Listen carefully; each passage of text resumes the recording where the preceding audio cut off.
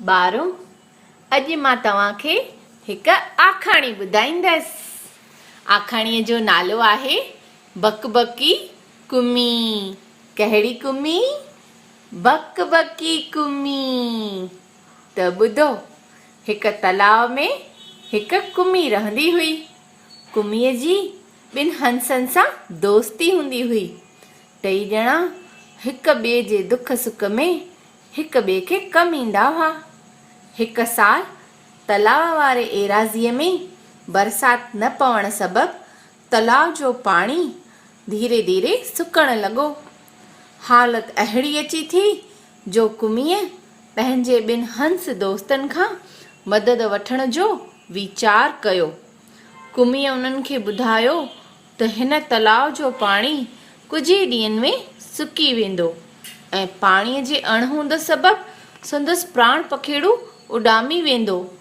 ॿिन्ही हंसनि कुमीअ खां पुछियो, असां तुंहिंजी कहिड़ी मदद था करे सघूं? कुमीअ खेनि चयो, तव्हां किथां काई मज़बूत नोड़ी या लकड़ीअ जो टुकुर ॻोल्हे अचो।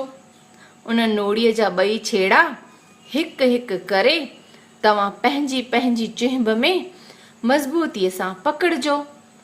लकड़ीअ जे विच वारे हिसे खे वात सां पकड़े मां लटकी पवंदसि।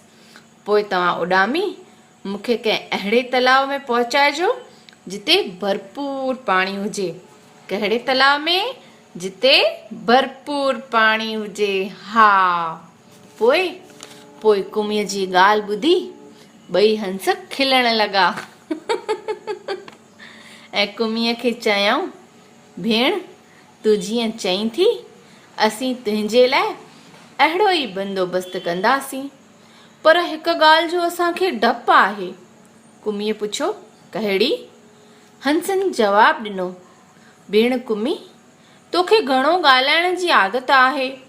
तूं जॾहिं लकड़ीअ जे विचे हिसे में वात सां पकड़े लटकियल हूंदीअ ऐं असीं मथे मथे आसमान में उॾामंदा हूंदासीं, तॾहिं तोखे असां सां गॾु आसमान में उॾामंदो ॾिसी हेठि माण्हू तरह तरह जूं ॻाल्हियूं कंदा, जेके ॿुधी तोखे ज़रूरु गुस्सो ईंदो ऐं उन्हनि खे जवाबु ॾियण लाइ जीअं ई तूं वात खोलींदीअ त तूं वञी हेठि किरंदीअ ऐं मरी वेंदीअ। उनजो असांखे ॾाढो दुख थींदो। कुमीअ चयो, दोस्तो, मां तव्हांखे ख़ातिरी थी ॾियां त मां पाण ते पूरो ज़ाब्तो रखंदसि ऐं बिल्कुलु न ॻाल्हाईंदसि। हंसनि चयो, कुमी भेण, जेका तुंहिंजी मर्ज़ी। कुमीअ जे योजना मूजिबि ॿई हंस कुमीअ खे उॾाए ऐं भरपूर पाणीअ वारे तलाउ ॾांहुं वठी वञी रहिया हुआ।